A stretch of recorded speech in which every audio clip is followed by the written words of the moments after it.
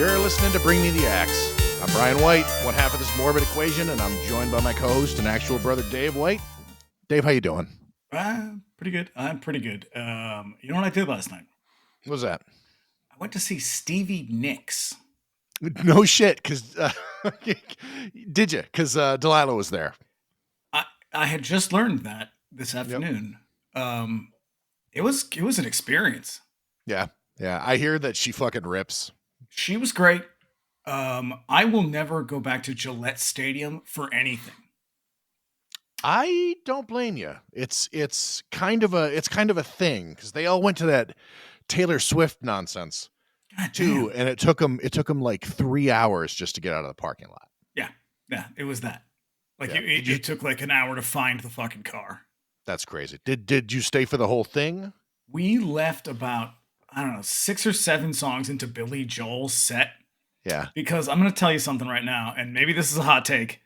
Billy Joel's music is cheesy as fuck. Yeah, it is. It really is. At one point, he was playing a song called Zanzibar, and I actually leaned over and said, "This song is fucking terrible." And I don't like hate all his music, but most of it is like white guy jazz. It's really, really corny stuff. And I'm gonna tell you, like, I'm not terribly sympathetic towards the stuff that people consider classics. I'm just not a fan. I don't see the appeal at all. And it was like, and I'm used to going to very small musical events, and this place obviously is enormous. It's a football stadium. And it's people just fucking wandering around, like during the performance, like it's a county fair. They're just sort of like walking around. A lot of really drunk wine moms. Yeah. Like people just trashed. Yeah, I think the last time that I was there was 20 years ago, 20, maybe more than that. And it was one of those big like radio station festivals. And it was white people just letting it all out. Yeah. And lots of vomit, lots of sexual assault. Not my scene. Was not this feeling Woodstock 94? No, you'd think it was. No, it was one of those WBCN like river rave things. It was one of the most fucking hedonistic, just satanic shows I've ever been to. Yeah, when the South Shore does it, they really go wild, apparently. Oh my God.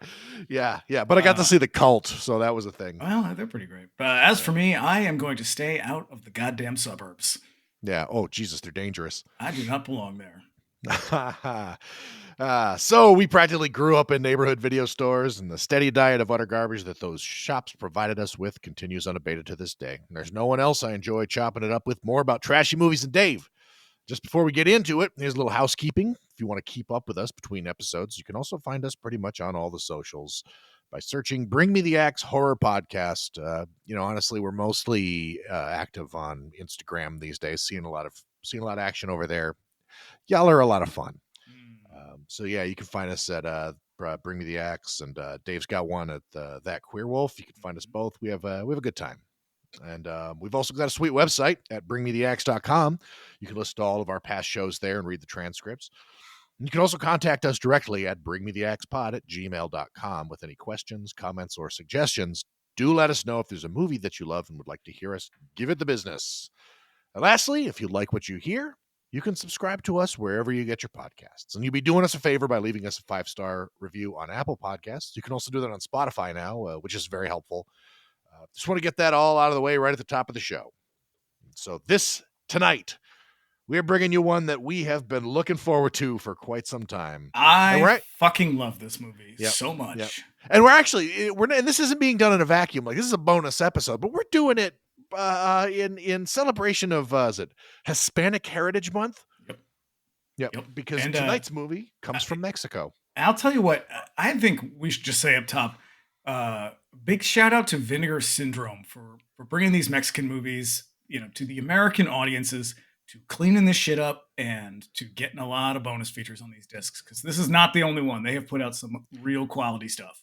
It's like they got their hands on like a shitload of it, and we're like, okay, we got to put this stuff out, because all of a sudden, like all at once, there was like a bunch of these, and it's not just restricted to Ruben Galindo Jr. Like there's also Rene Cardona and a couple of others in the mix, and it's all uniformly fun. Yeah. So let's give him a taste. Give you a little taste of what's going on tonight.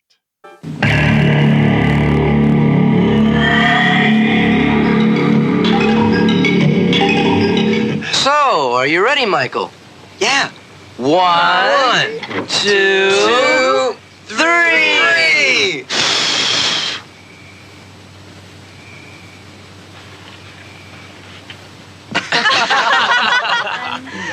Promise never to play with the Ouija board again. Hey,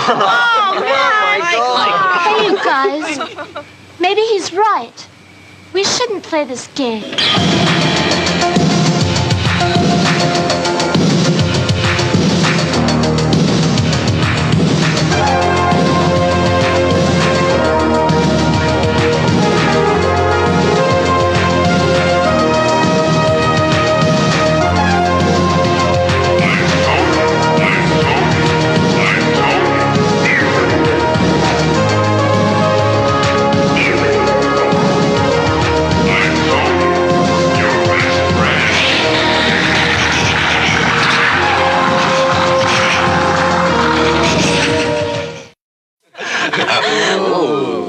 Bitching, Tony.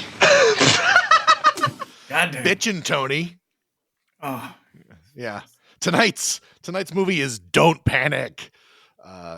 This is one that until you mentioned it, I had never heard of this movie. Which is actually not entirely true because this showed up. I think this was in the mix in I think the last of those In Search of Darkness documentaries, and I think right around that time you were also like really getting into this one. yeah. Because he put out. This is Ruben Galindo Jr. put out three horror movies. He doesn't really do horror anymore. He does it looks like just mostly television. But he put out 3 horror movies in like a span of I think 3 years, like back to back. And this is the third of them. It's the only one that's in English. Well, wait, I think Grave Robbers actually came out after this one. Did it? Because it was Cemetery. This was shot in '87, but I don't think it came out until '89. Oh, all right. Yeah, because I have this listed as a movie from '87, but that's I think In Search of Darkness places it in '88. Everybody else says 87. Jesus Christ, just fucking throw a dart, I guess. I know. But yeah, because what is it? Cemetery of Terror came out.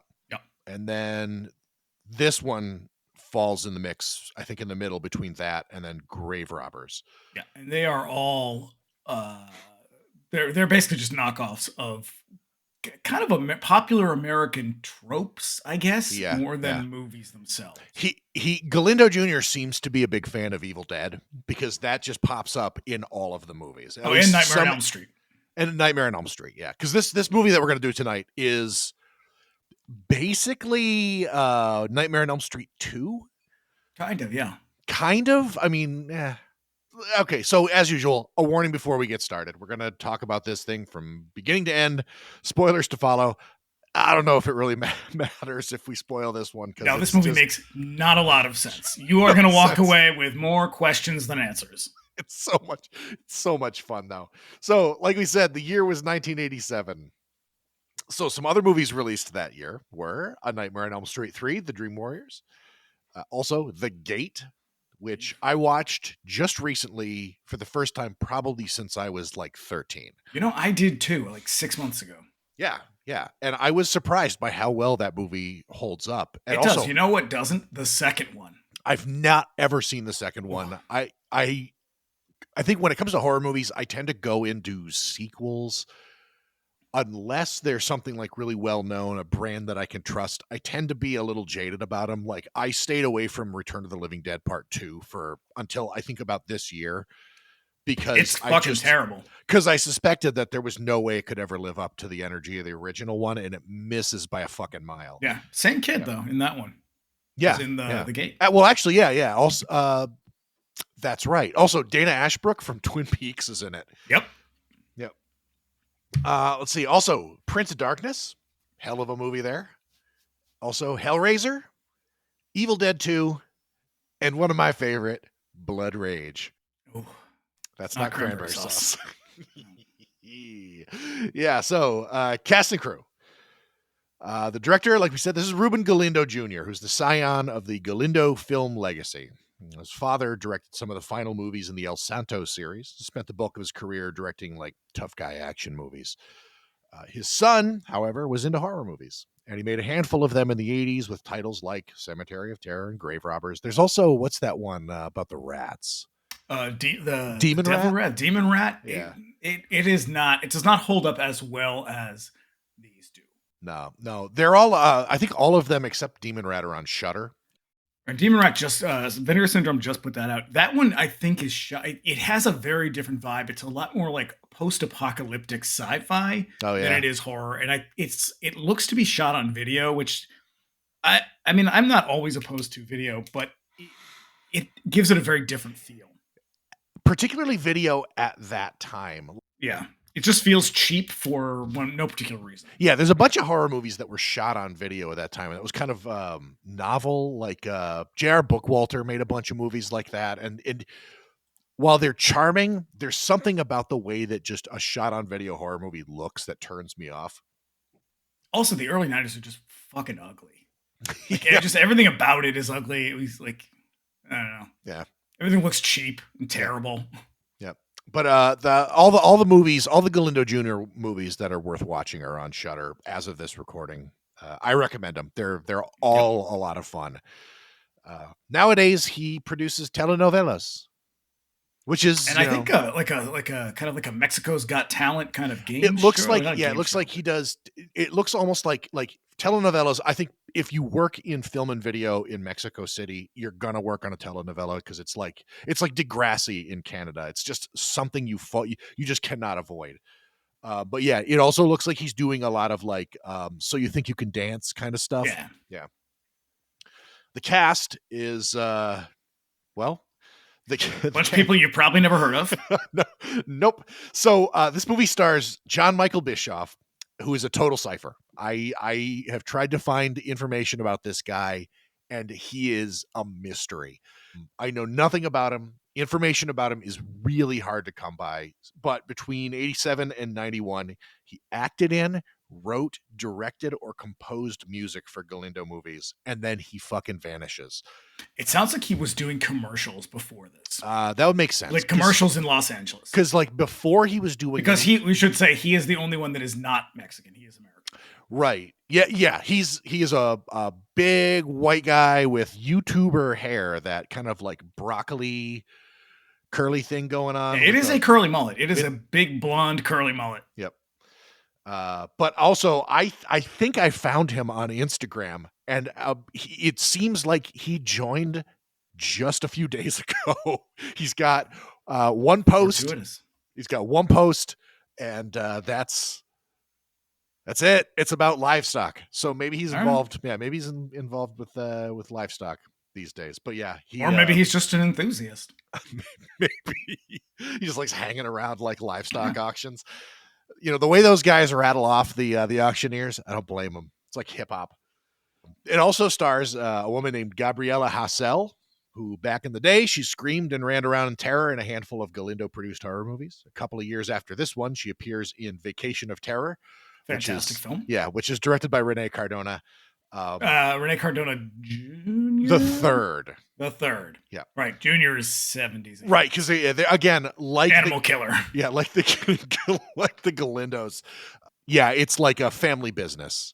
There's also Vacation of Terror 2. I like this great movie. I like so good. I love the second one better because it's way goofy and very, very silly.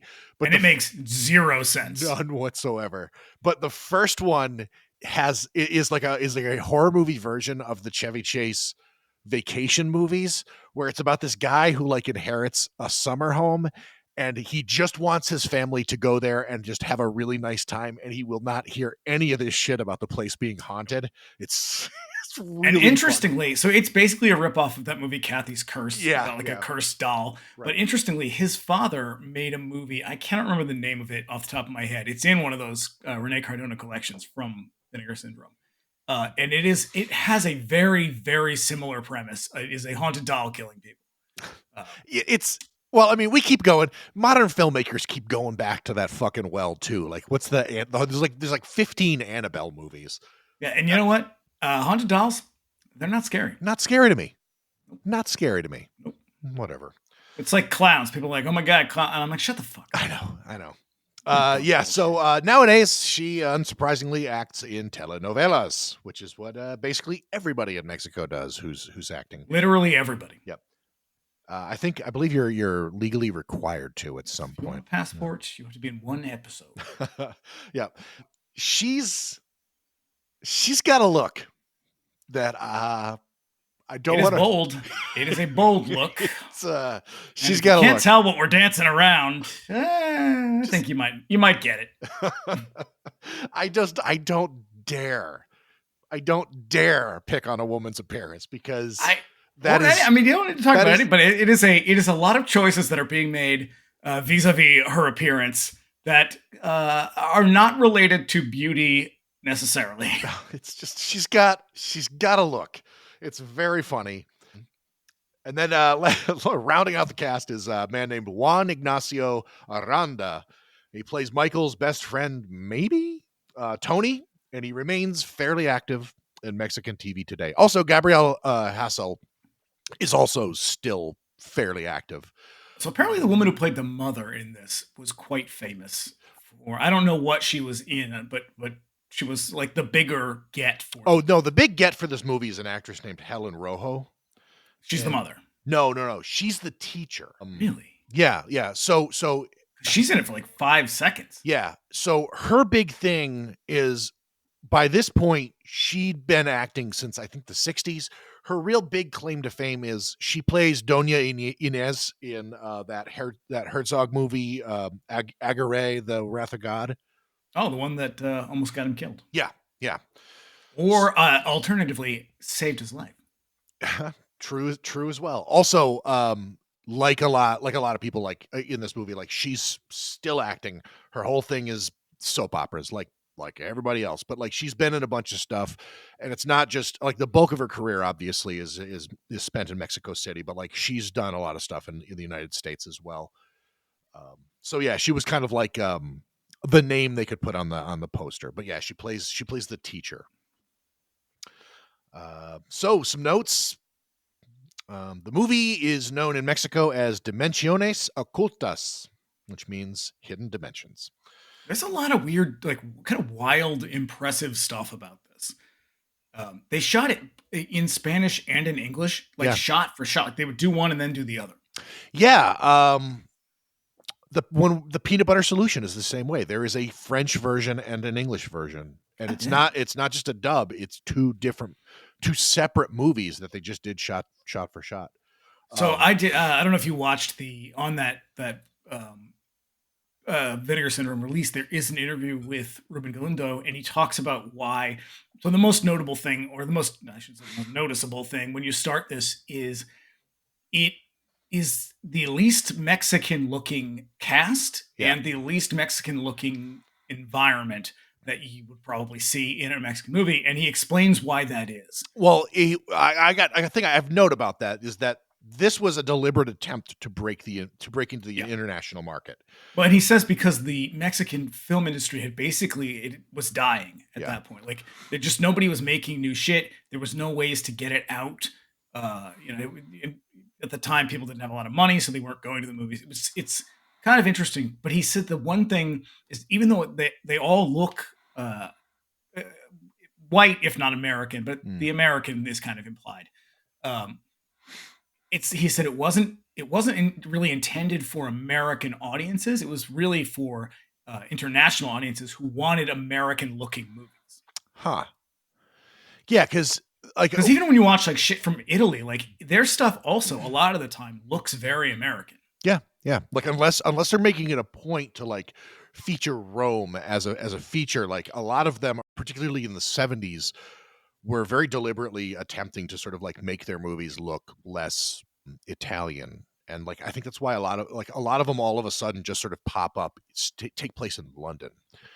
And a lot of those German creamy films also do that for the same reason, that like they don't want to be seen as German. They want to sell to international audiences, so they set them in London.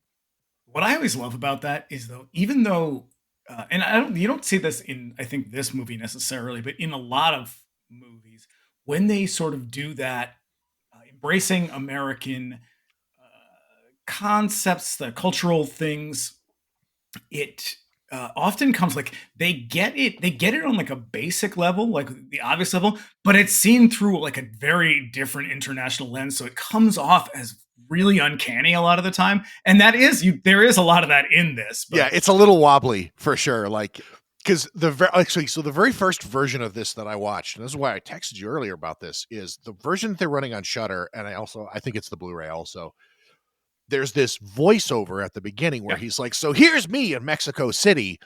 Yeah, I told you it's very like picture it, Mexico City, 1987. Yeah, but the version that I saw originally did not have that, and it goes so without it, it's almost like it's going out of its way to sort of mask the fact that that it's shot in Mexico City.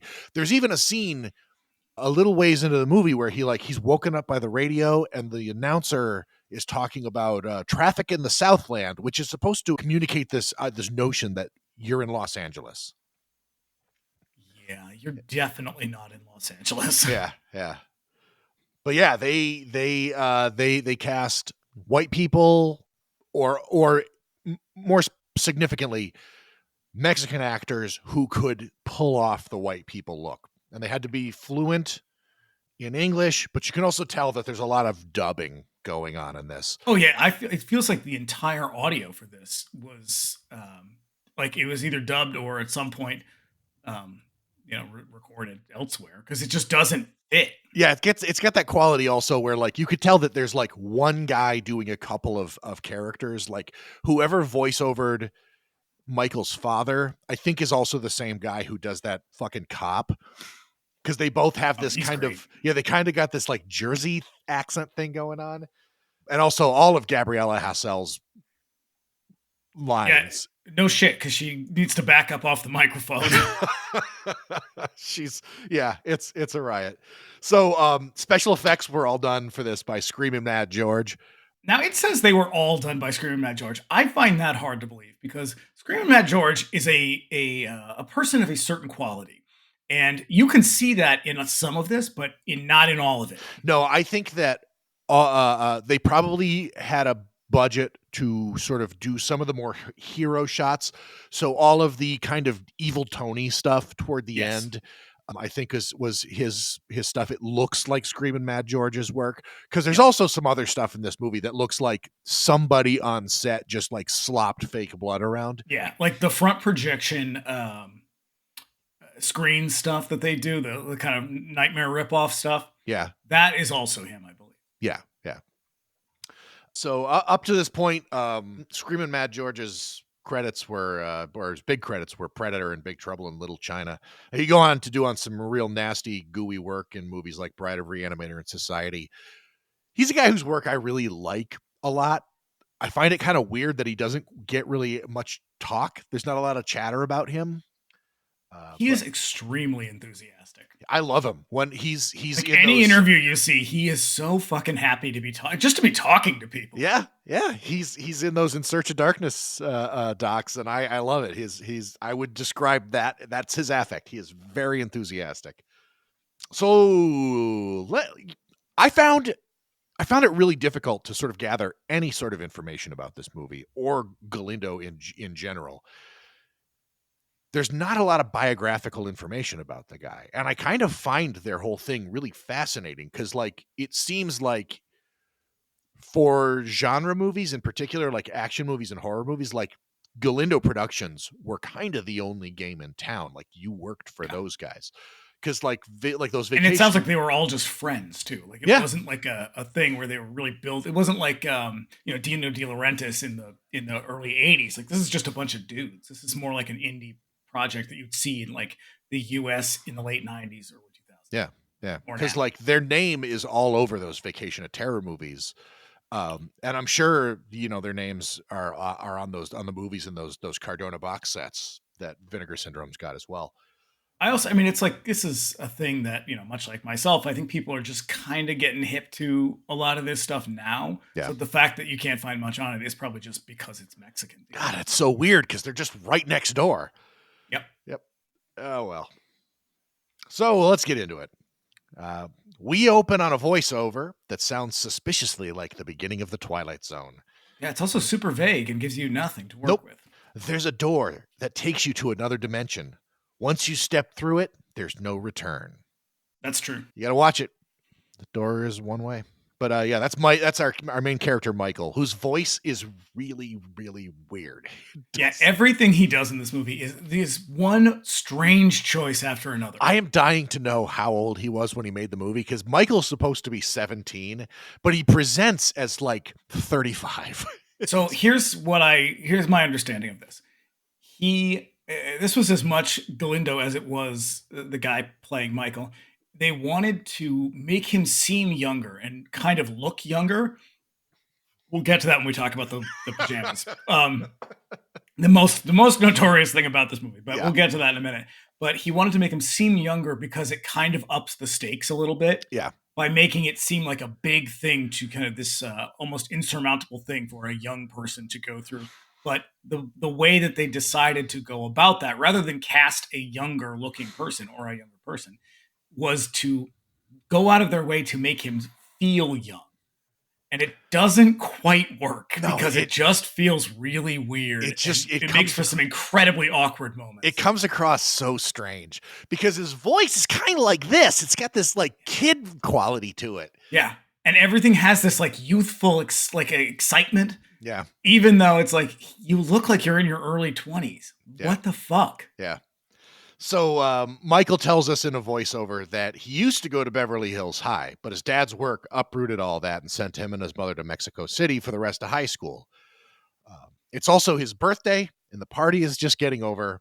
And it's very much like 16 Candles moment, where there's just tons of like weird voiceovers and like people making out in cars out front of his house. Like, what the fuck kind of party was this? I've got a note that says it's like a 16 Candles party. Yeah. Because like, I'm surprised there wasn't like a fucking pizza on a record player or something. Like, it's just like that. Like he's seeing his friends out, and like two of them are like hoisting another one of them because he's too drunk to walk.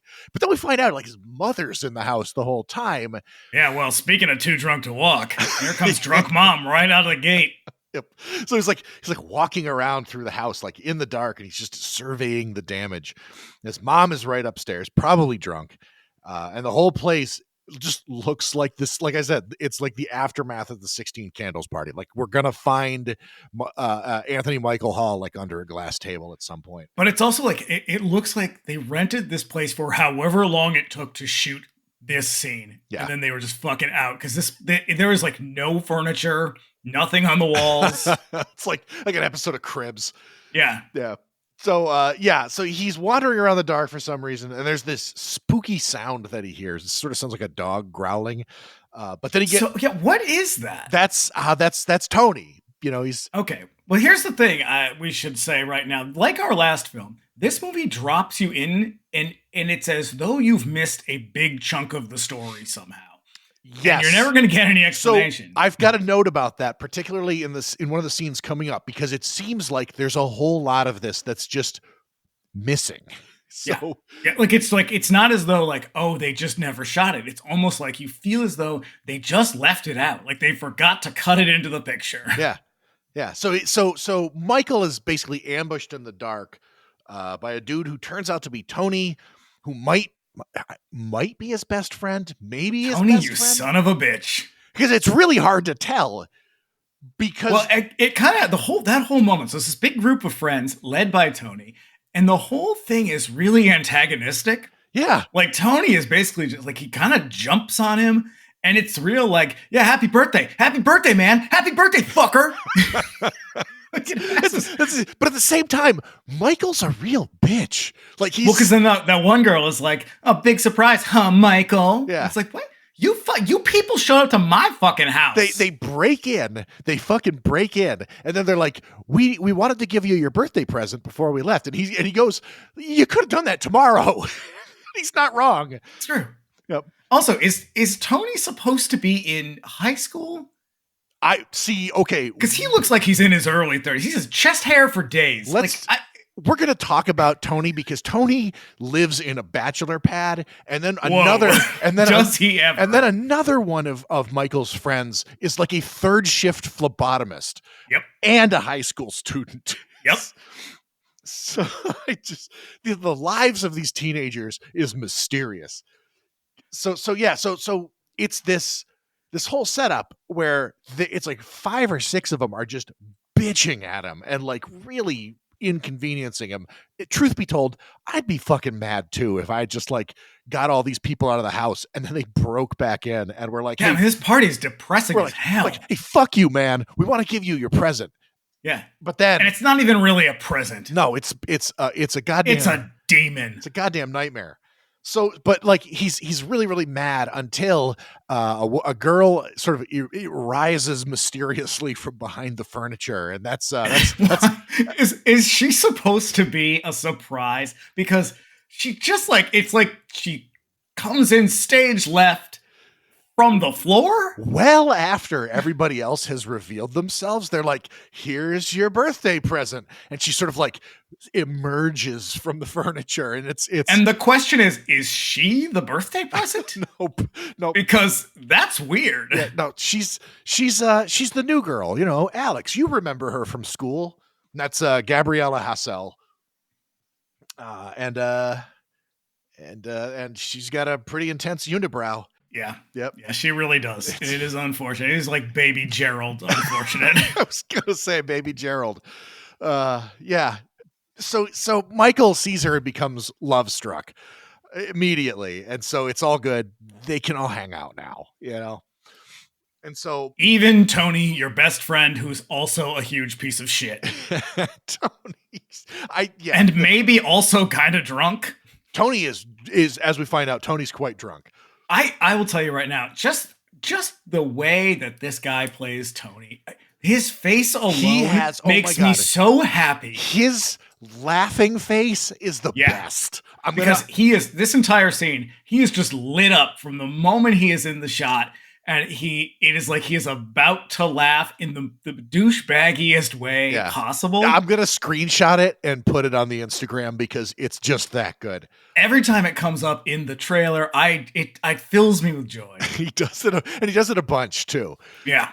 So, it's like a real Steve Martin in the 70s kind of like yuck, yuck, yuck kind of face. Yeah. Yeah. So Michael's whole thing is he's not mad that they broke in. He's mad that they're going to wake his mom up or something.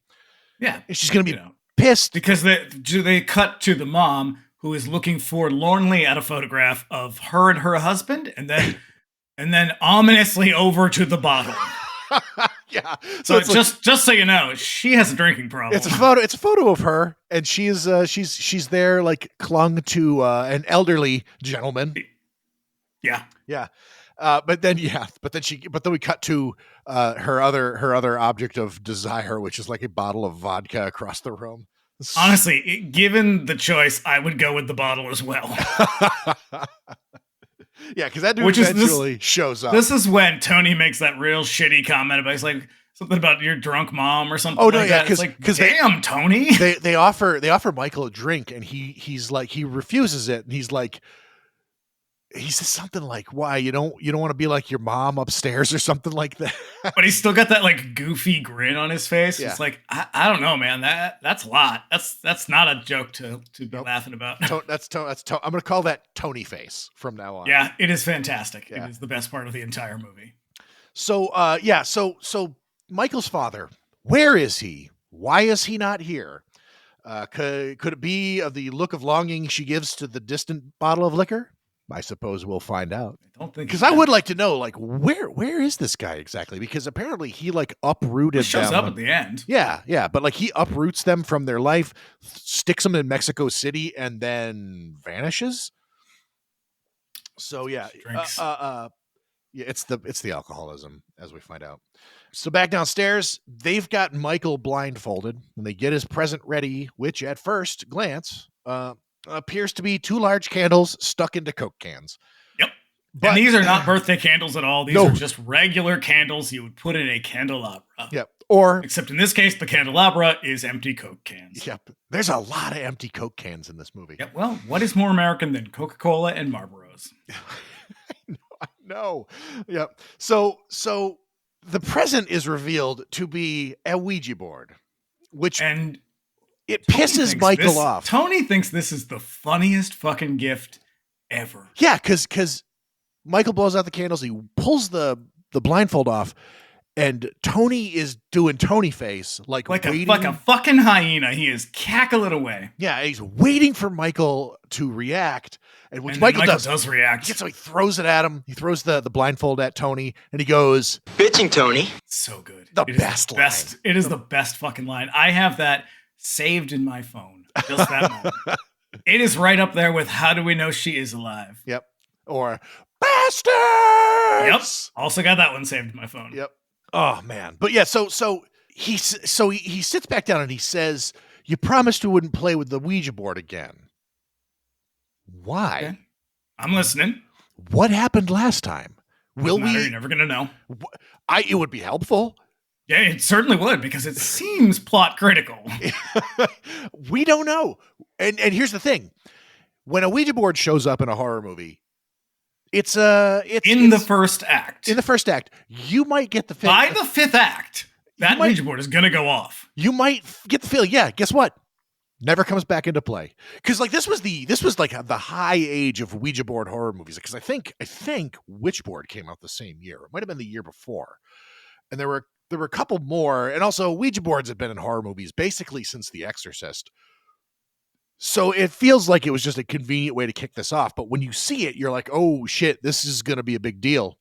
Yeah, because they're like, hey, remember the time we did this and summoned some kind of demon and it was big and terrible? Just tell me the fucking story so I know what's going to happen because it is clearly important to the rest of this. Yep. But you feel as though they just left it out. They forgot to tell this part of the story because he's like, no, we can never do it again. You promised. But then they sit down to use it again. It's Yeah. like, I don't know, Michael. Your resolve's a little bit shaky on this. I don't understand it. It's a thing that like kind of bothers me. I wish I knew what the deal with the Ouija board is. Because they may as well be like, fucking look right down the barrel of the camera and be like, terrifying, right, audiences? Yeah. Remember when that happened? And you're Exactly. like, no, I don't. Right. So everybody continues to bust Michael's chops, and Tony gives him shit about his mom being a drunk. And then Michael relents and tells Tony, Classic best friend stuff. oh yeah. Just, you know how you're always fucking with each other? You're always at each other's throats and you're about to kill one another? Best friend shit. So Yeah, you were way more fun before you got AIDS. Right, buddy? yeah, my God. So, but this is like, you might think that we're exaggerating.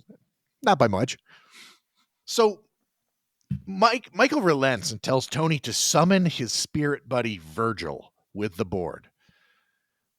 Is this before or after Tony freaks the fuck out and screams, shut up, everybody? No, that's afterwards because he starts to do it. He starts at it, and they put their hands on the planchette, and he's like, Virgil, I want to talk to you. Which I believe that is how you summon the devil. Oh yeah, you Like, say like, hey, Satan, hey, Satan, hey, over here. Yep. What are you doing? Hey, what are you up to? You watching a movie? What are you doing? Hey, Virgil. Yep. Hey, what's going on? Yeah. You up? So so an attempt is made, but nothing happens, which of course everybody just turns on Tony. They fucking hate it. This is crap, they all say like a bunch of times. And that's when Tony's like, They're really aggressive. they're all really aggressive. This is written like it's written by somebody who's never interacted in a friendly manner with another person. Really, yeah. It's like, were you ever a teenager? And if so, did you have friends? Probably not, because this is how this person was treating them. So there's more chop busting, and they're like, hey, Ouija board, who here is in love with Alex? She's like, you're so gay. Come on. Yeah, and she does but also, yeah, like everybody's like making fun of Michael at first because he didn't want to use this, and she's like, hey, maybe he's right. Maybe we shouldn't play with this thing. Like, she just takes this side. And of course they're like, you suck. And then he freaks out. He's like, why don't you tell him that Virgil is the devil? I'm like, why don't you tell me who Virgil is? Exactly. Because it seems like there's an entire act of this movie where Virgil was contacted and he revealed himself to be the devil. Because that's exactly for fuck's sake, the tagline for this movie is forget Freddy and Jason, Virgil's the newest nightmare in town. To which I say, who is Virgil? Yeah. Guess what? Never going to find out. Eventually, Michael's mom busts in, breaks the whole thing up. And on the way out, everybody's like, get a load of this guy. He believes in the devil. And like You're in Mexico. 78% of that country believes in the devil. I know. It's very serious business. So like, as they're on their way out, like two of the guys like grab the bottle of liquor, like pour it all over the Ouija board. They're like, hey devil. And like all over the floor and shit. Just the most inconsiderate people in the world. Yeah, I think I get why he's mad that they just barge in with their witch board and start pouring alcohol all over the floor. Yeah. Because who do you think's going to have to fucking clean that up? Not them. Not mom, I can tell you that much. Nah. She's upstairs making poor choices. Yeah. Good God. So now Michael's mom kicks everybody out, and we learn that dad doesn't come around much, like ever. Yeah. He's a deadbeat. Yep. So the next day, Michael is late for school, and he is stopped at the school gate by security, who he bribes into letting him in with a nudie magazine. That old trick. When he's just like, nobody gets in without a pass. Oh, yeah? Not even for this? The latest porno magazine? Yep. Why are you giving an adult man pornography? Well, have you ever seen Lady Terminator? No. There is a scene that's a lot like this, where like the security guards show up and they hand them their like standard, they got their uniform, they hand them their standard like little machine pistol, and then like every one of them gets like a porno bag to be distracted at while the Lady Terminator breaks in and kills everybody. So like this is like a common trope apparently. Well, so this whole moment in this is very Breakfast Club. Yeah, I have got. And they even do the Breakfast Club slide in the hallway. Slide in the hallway. Yeah. So like, because this school takes tardiness very seriously. Very seriously. Because we learn via a crudely made sign that late students will be expelled from school. To illustrate this, we get a montage. That's a lot. Like you could do a lot worse, but that seems very intense. Like, do not be late for class, or you are out of here. Well, Michael's going to risk it. He's going to risk it because on his way through, like sneaking around school, trying to get to class, he runs into Alex, who is apparently also tardy. Yep. Can't be that big a deal. No. She didn't have to give anyone pornography to get into school. Probably not. Though I got to wonder like what her sort of currency was. Yeah. So instead of going to class, he asks her to cut school and have breakfast with him. Would you like to have breakfast with me? And then a montage in which they do everything but eat breakfast. Yeah. They make a day of it. There's no breakfast. Here's some things. They buy some Mylar balloons, which she later lets go, and they watch as they float away in awe. Like they had no idea that that's what was going to happen if they let go. Let's see. What else do they do? They get their photos, novelty photos taken. Funny hats, and they're riding fake donkeys in those pictures. Pretty great. They feed some ducks. Yep. They eat giant bowls of melted ice cream. Yeah. Which he watches her eat the ice cream like he's never seen anyone eat ice cream before. Mouth agape. Yep. And then they feed each other ice cream in a very awkward and uncomfortable moment because it's melting. Yeah. Also, you don't do that. No, she makes a face actually as he like basically shoves the spoon into her mouth, almost like, "Ooh, you got me there." Like I wasn't expecting that to happen. Yeah. Yep. And then you're thinking, "Oh, well, maybe now they're off to breakfast." Nope. Now they're off for a boat ride. Where they row around a very crowded lake. Like everybody at the plaza is rowing boats today. And then they smash their faces together in what I think is supposed to be a kiss, but it does not look like that. It just looks like they're slamming their faces together. It's like a 5-year-old took two Barbies and was making them kiss. It's kind of like that. Yeah. It looks like teeth collided. Ugh. Yep. And that is a breakfast date. There's also like a really jaunty tune that sets it all up nicely, which as we're going to find out, fucking strange. Yeah, we're going to find out all the music in this movie was composed also by John Michael Bischoff. And that was part of the deal. He said he would take the role, but he wanted to do the music too. And I guess Ruben Galindo was like, sure, I guess, fine. And you know what? Thank God he did. I love the fucking theme song. It sounds like I recorded it, and I have no musical ability. So. Yeah, it's placed like Angela's theme from Sleepaway Camp at the end, where it just kind of plays over the credits. But except that was written by a professional musician. Oh man, I love it. So yeah, so next we cut to Tony's place. Meanwhile, back at Tony's SRO. Yeah, which we find a teenager who, by all appearances, lives in an apartment decorated by tacky 80s posters. Yeah, this is all the hallmarks of American youth. You've got Marlboros, you've got Coca-Cola, you've got Duran Duran, you've got a poster of some ass. Yep. And so the thing is the Marlboros and the Coke cans aren't just like around. They're strung up like a beaded curtain. Oh, I thought they were like nailed to the wall. No, because they hang like on strings, but like in a doorway. I think that's even weird. Tony's house is like a scene from Leaving Las Vegas. Like it is just, it is dark. It's dank and smoky, and even like to back up that assertion, we are introduced to Tony now. Shirtless and hung over a toilet, vomiting. Yeah, it looks like violently. He's had his head in the toilet for like the entire evening. Yeah. Tony is he's apologetic about being a drunk asshole at the party, and he's also apologetic about making cracks about Michael's mom's drinking problem. But you know what? Michael doesn't have any time for that because he just cuts him off. With this fucking grin on his face, he leaps into his bed. He wants to tell him about his quote date.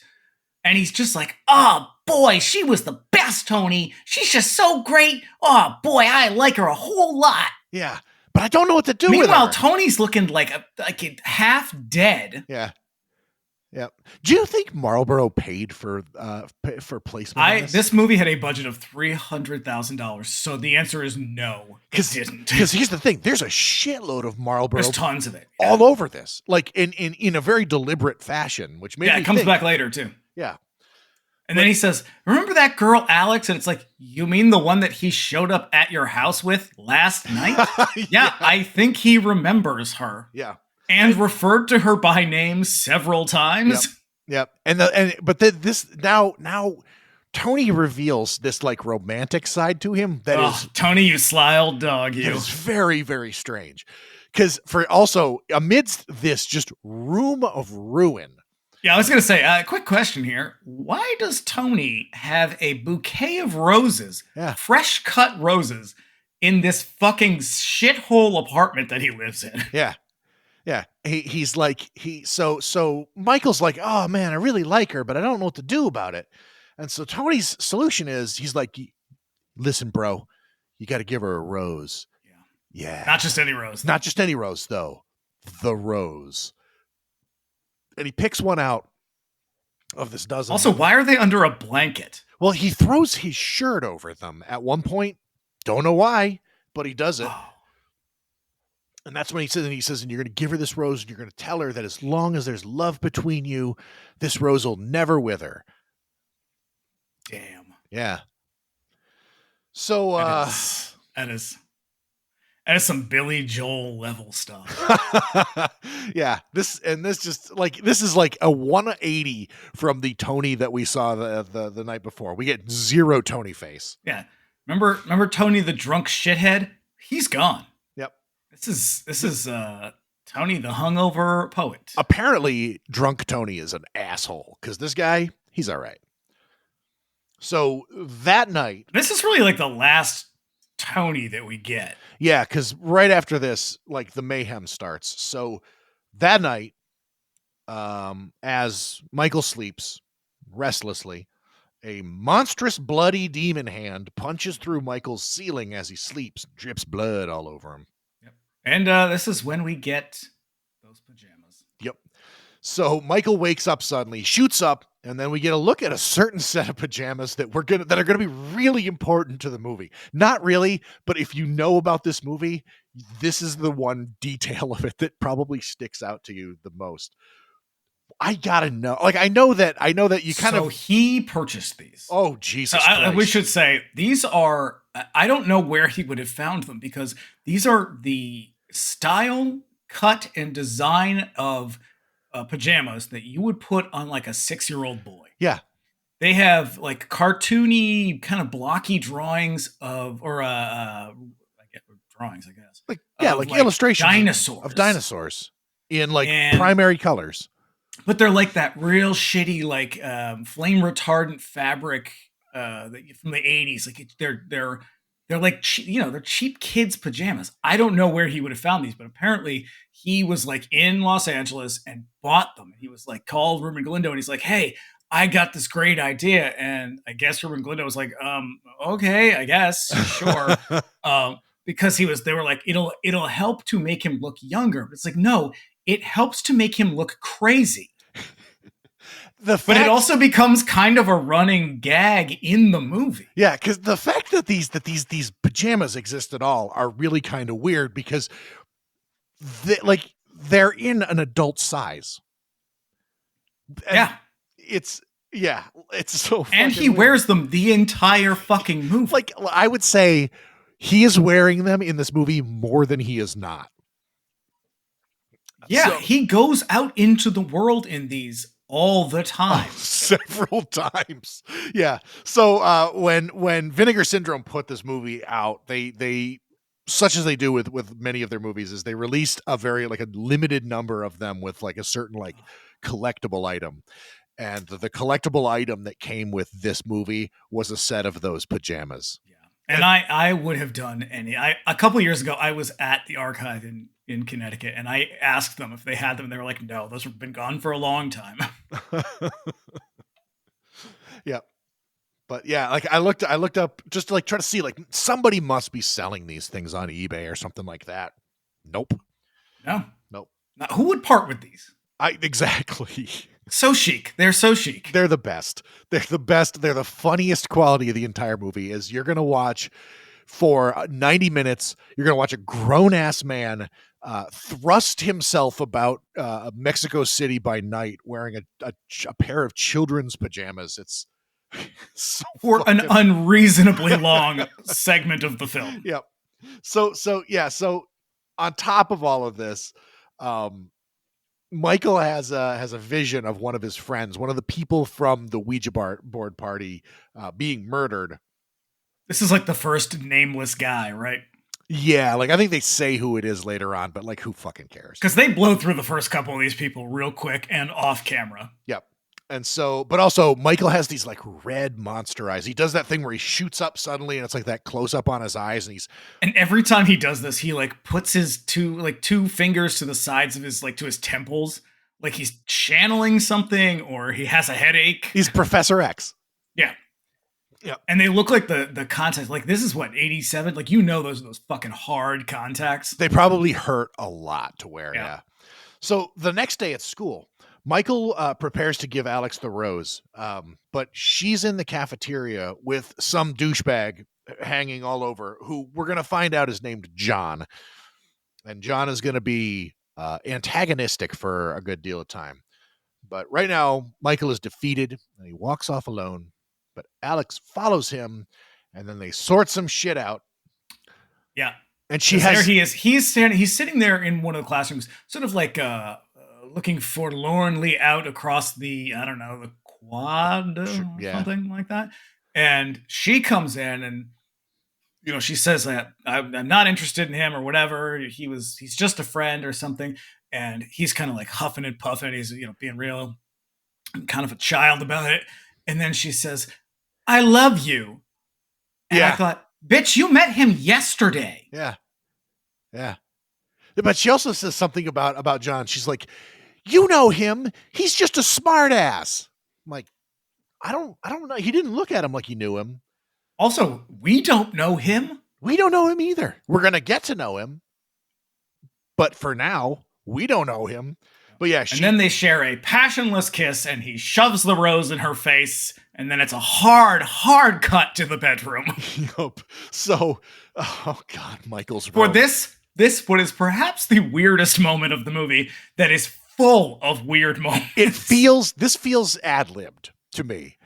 Because it's actually not, but we'll get it, and then I'll tell you why it's not. Okay, because what he does is she's in his room, and he's got like model cars, and he's got posters of like exotic cars, like haphazardly. But it's like really incongruous with the character they're trying to kind of conceptualize here, because they want him to appear young, but he has like mostly nude women all over his wall, and he's carrying a porn magazine. Like, this doesn't match with his reaction in this moment. Yeah.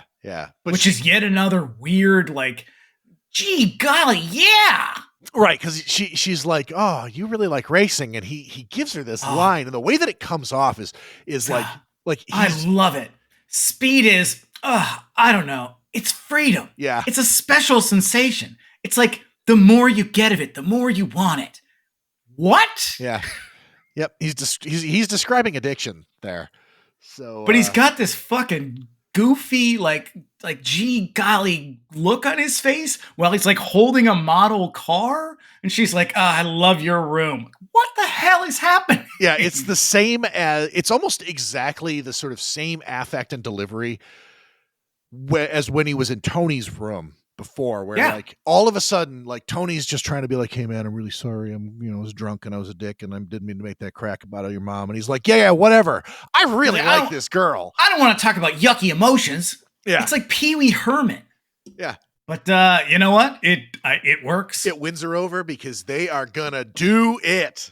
This is the weirdest, most awkward sex scene that is so confusing and comes way out of nowhere. And it lasts forever. It is super long, and it is very uncomfortable because these two have no chemistry. None. Like, we are supposed to believe that like there's some sort of special magical bond between them because obviously they're in love.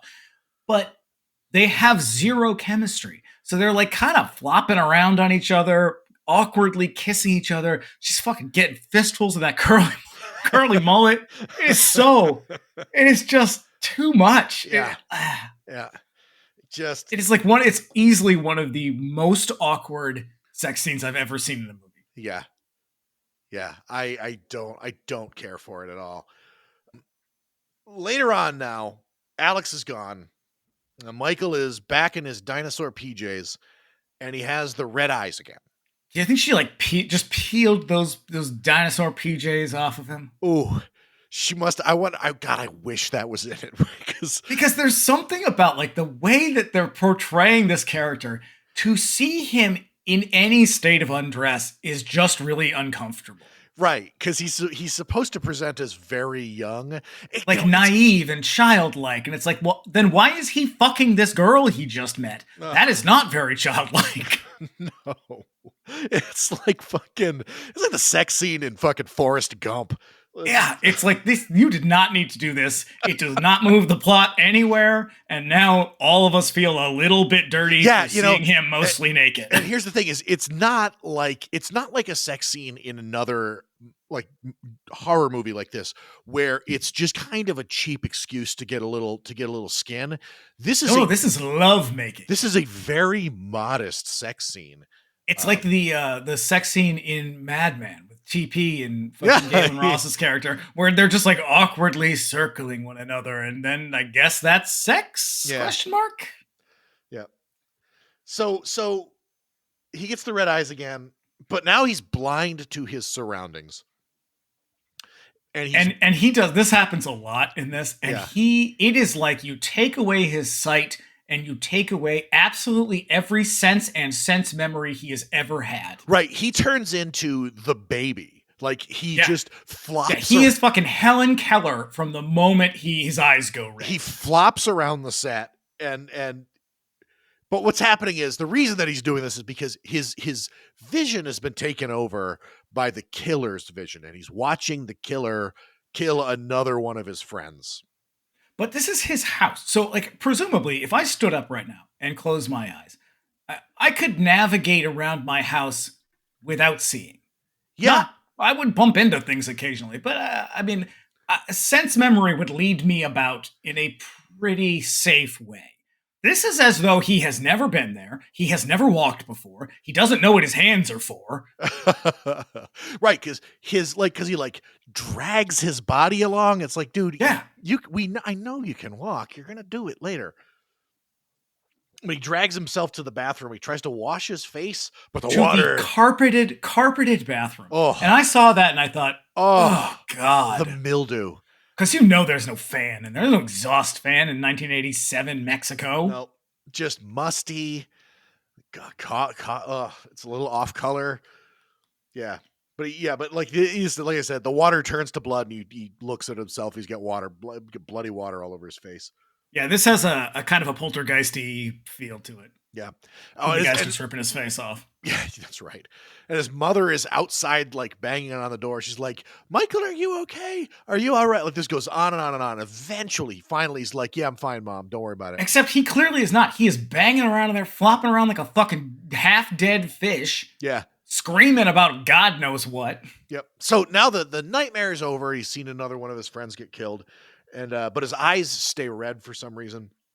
And he puts on a pair of like sunglasses to hide. Oh, you mean when he wakes up the next day, fully clothed, with sunglasses and a jacket on? Yep, he's got that denim and like you get like leather patches on it. Oh yeah, that is a straight up Jordache jacket. Very 87. Yeah. Yep. And she says she wants him to take the sunglasses off, and he tells her it's sunglasses day at school, and then she shakes her head and says, "You crazy kids." yeah. If this were my house, it's not. You kids always wearing sunglasses. It's not sunglasses day at my house. Get them off. Yep. So, with an effect taken straight out of A Nightmare on Elm Street. Oh yeah, direct rip. Except very badly done. Yeah. A head stretches. No out. offense to Screaming Mad George. No. I understand you're working with a budget. Yep. This head stretches out of the TV, and this like very affected voice informs him that another one of his friends will die, and that he has to save her. Like, they don't have any trouble slipping in these fucking exposition moments left and right, but they'll never tell us who Virgil is or why they have any familiarity with him. No. As a matter of fact, we're going to go about an hour and some change before his name is even mentioned again.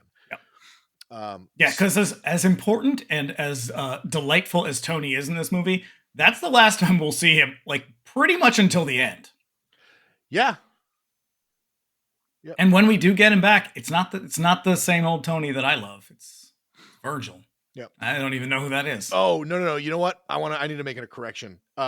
Helen Rojo you were right, she's the woman who plays his mother. So because Ruben Galindo is like, we were very lucky to get her. I'm like, okay, I guess. I think you were very lucky to get Tony, honestly. Maybe those pajamas, but sure. Yeah. Oh, I'm not from Mexico. Those pajamas were a godsend. Yep. I hope he bought multiples. Well, he only wears one pair in this. It's like he has no other clothes, but I know he does. He has a Jordache jacket. Yep. Some sweet stonewashed jeans. So at school, Michael attends a class talking about, I believe, the poet Shelley. Yes. And this is where he hallucinates suddenly his teacher warning him about Christy Higgins being murdered. So that's one of the other girls at the party. And then, meanwhile, the teacher's like, does anyone know why Shelley went crazy? Right. What kind of class is this? Right. It has absolutely nothing to do with his poetry. Probably with his crippling fear of death. Yeah. So I believe I can't tell because a lot of these girls kind of look the same. They're all dressed alike. Oh yeah, no, this scene is also straight out of Nightmare. Nightmare 1, yeah. This is the scene when she falls asleep in class. Yeah. So I believe that's Christy who he hallucinates, and she's just like laughing and looking at him and laughing and looking at him, and blood is just pouring out of her. And it's like it took me a minute because I was like, who is she? Yeah. Because she's in that scene in the beginning, but she like barely. She's the one who says the snotty thing about happy birthday or whatever. Yeah. He wakes up screaming. Yeah, does he? Because I thought he wakes up screaming in class or something. Yeah, but because this is when she takes him to the doctor. Right. So yeah, but like at first, there's the whole lunch scene. So Oh, right, because they- he's got the... yeah, he's got to blow off. He's got to blow off his new girlfriend, who he loves. And so at lunch, Alex tells Michael that she wants him to meet her parents, but he shrugs her off. And he's being very, very like obviously evasive. It is aloof in the extreme. Yeah, she's like, I really want you to come to have dinner and meet my family. And he's like, no way, baby, I got studying to do. Yeah, it's pretty much, it's like, yeah, sure, baby, whatever. Yeah. Whatever, but I'm busy later, all right?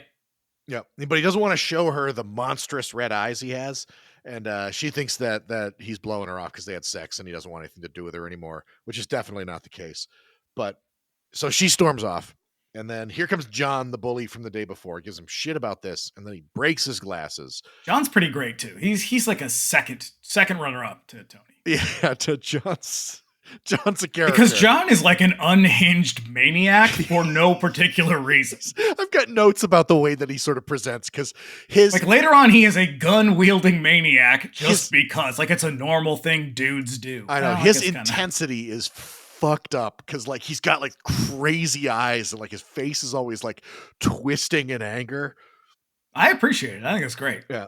So yeah, but now it's the thing with the broken glasses is fine because dude's eyes are okay. But his mom takes him to a doctor who tells her that physically he's fine, but he's probably crazy, and that it's the result of some kind of difficulty in his life. And this is my favorite part of the There's something you should know. This is my favorite part of the entire movie. Hit it.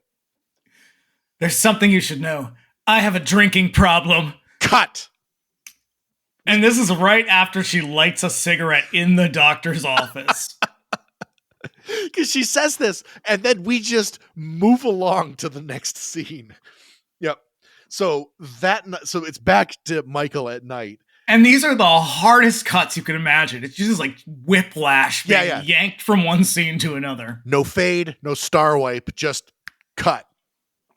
So he's back in his dinosaur PJs, and he overhears his mother pleading with his father to come and see him over the phone. Back in his room while watching Cemetery of Terror, I might add. Yep. Michael angrily for the first time. It comes back again later. Yeah.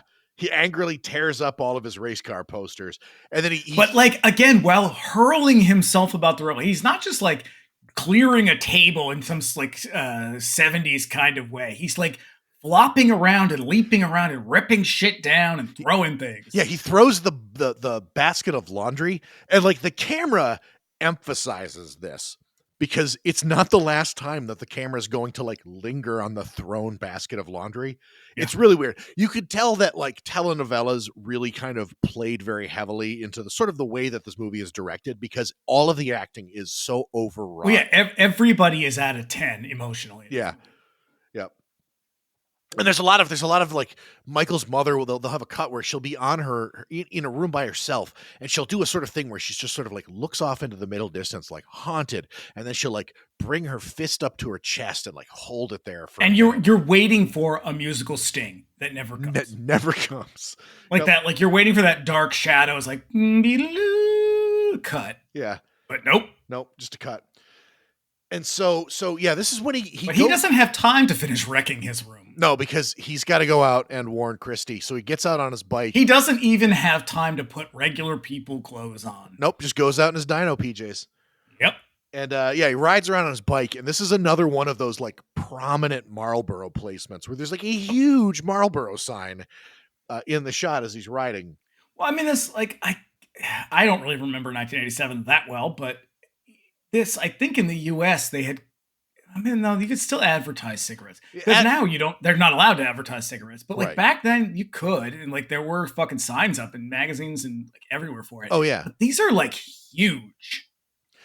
They're very big. It's like these are just like, hey, not doing anything today? Why not smoke Marlboros? Yeah. So, oh yeah, and I forgot the reason that he suddenly feels like he has to go out is he sees a news report that is really fucking funny. Oh, this is where we get introduced to the cop too, right? So who has the greatest hair? It's so fucking funny. It's like he stole a wig from Rick Ocasek. It is a fright wig, like straight out of Party City. I bet you that's his hair. Oh, it is his hair. It's look. I mean, we can talk about it on Is It a Wig, but I'm pretty sure it's not.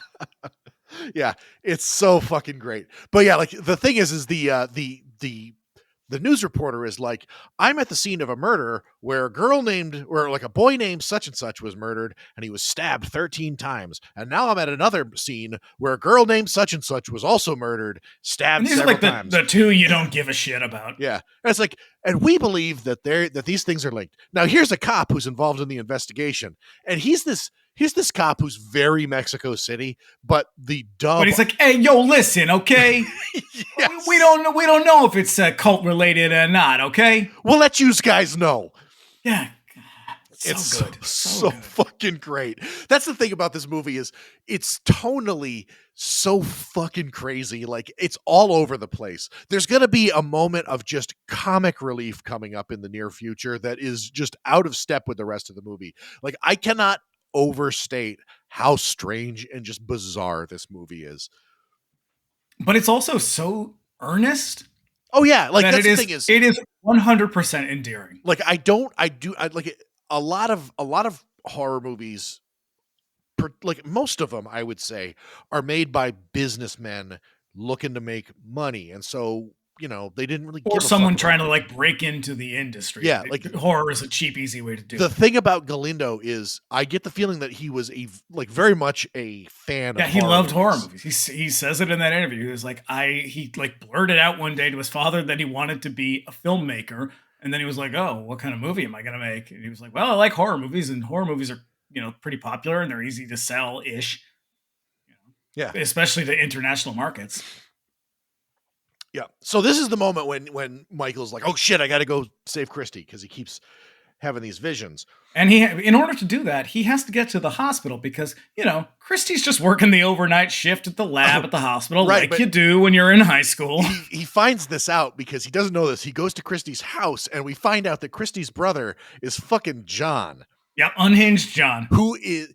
He's constantly like grabbing him by the lapels and like pulling him in tight and being like, look, nerd, I don't have fucking time for this. Yeah, he has got 80s bully energy, like off the fucking charts. Yeah.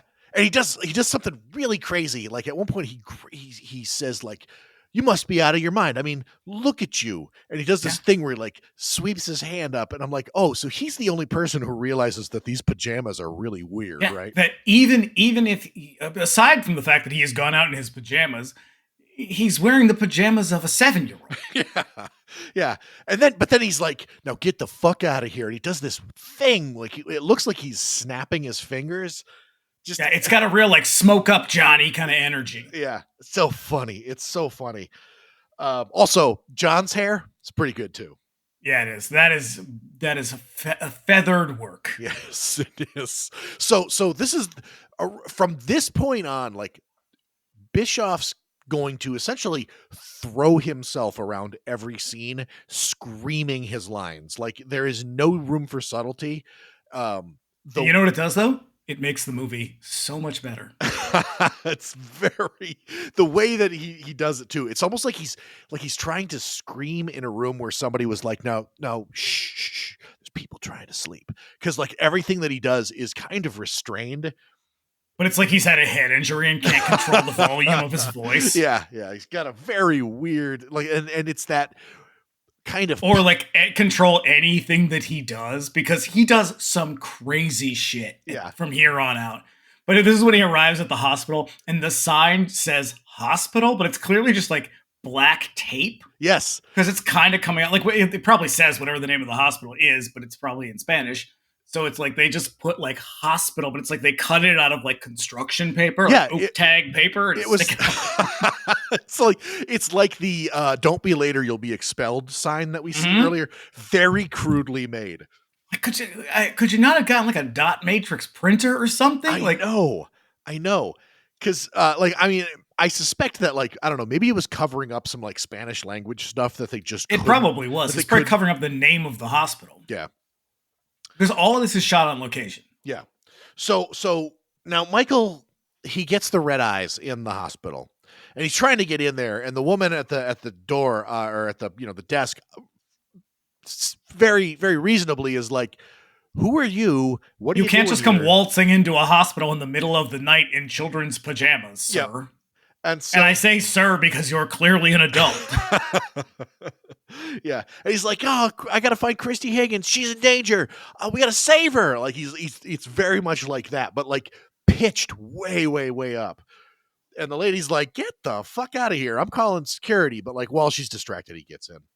Yeah, but like before the elevator door closed, he gives her that kind of like that like Robert Downey Jr. like, what are you gonna do? Here I go. Look. Yeah. And we get this real Scooby-Doo chase kind of moment now. Yeah. So he's trying to find her. He's like running around the place. We find out, this is where we find out that Christy, nominally a 17-year-old, is like a professional hospital worker. But like she's just running tests in the phlebotomy lab. Yep. As a 17-year-old does. Yep. My God. Normal Wednesday night. Yep. She's all by herself, and we're getting killer in a very dark lab. Yeah, turn a fucking light on. She's all by herself, just doing her thing, and we get killer POV at this point. So she's being stalked, and Michael's got the red eyes, so he knows that she's being stalked. But that is also never made explicitly clear. Yeah, this is like this is kind of an Eyes of Laura Mars situation. Like it's just you kind of pick up eventually that he's seeing what the killer is seeing, but like it's never really clear that that's what's happening. I think that like I picked up on it fairly easily just because I think I had just watched like Nightmare on Elm Street 2 right around the time, which kind of is where he's pulling that from. Where like Freddy is sort of emerging through, the world. The whole thing is where it's like basically the main character is kind of the killer sort of thing. Yeah. Once again, Michael gets accosted by security, who he somehow convinces to like call the blood lab and like get her attention, but she's actively being stalked at this point and is hiding. And it's all going well. She does eventually pick up the phone right as the security guy hangs up. Yep. She comes out of hiding, and that's all it took because she's going to get stabbed and stabbed and stabbed. And so we see the killer's hand this time. He's got this like elaborate knife. Like I don't know if we've seen the knife up to this point. But it has a real like Indiana Jones design to it. I had read that it's supposed to be patterned after the Kandarian dagger from Evil Dead, but they don't really look alike. No, because this is clearly like a handmade in a couple of days thing. Yeah, like they glued. I don't remember what it looks like in Evil Dead. I don't really much care for that movie, but it is like most things in this. It is a slapdash production. Yeah, it kind of looks like a toy. And so this is the part where Michael is kind of, again, he's like blinded by this effect. And so he's like staggering around the hospital and he runs down the hall. But also like he's being attacked by bees at the same time. Like he's just whirling and twirling through the hall. Yep. And he pinballing off the walls. He comes around and there's these two nurses that it looks like he's about to navigate between the two of them. And he throws his arms out to either side to sort of clothesline them. And then like, yeah, they see him and they see the red eyes and they're like kind of scared. And he's like, "Hey, how do I get to the blood lab?" And they're like, "Go down there." And he's like, "Do I take the right or the left?" And they're like, "Take the stairs on the right." I love how specific this thing, like they should just run away. Yeah. Yet they're like, "I'll show you. Come on." They're very, very helpful. But Christy ends up attacked. So I looked up a lot of the people in this movie just to be like, what are they doing now? And I was really, really surprised by this one because she goes on to become sort of in the dying days of the WCW. She turned out to be one of Scott Steiner's valets, a woman named Medeja. What's the WCW? That was the wrestling. Yeah, that was the not WWE one. That was their big competitor at the time. So yeah, she was for a couple of years. She was like a ring performer, not a wrestler. All right. She was like a valet. Can get it. Yep. So she ends up stabbed several times, and as they're hassling Michael, he hears the scream in the distance. It's like, shit, I didn't make it in time. Nope. No. So Michael manages to break away, but now the killer. And he could take the stairs. Nope. But so he goes another route. The killer is chasing him, and so we see him in silhouette. And I'll tell you what, as soon as I saw that, like the very first time, I was like, that looks like Tony's hair to me, because it's that big, like rounded, sort of feathered thing. Yeah. And then it turns out that it's that the killer is Tony, who it is Tony in some very strategically ripped jeans. yeah. His hair's all grayed out now for some reason, and he's bloody, and he's got this like weird voice, and he's like, "Hey, don't you recognize me?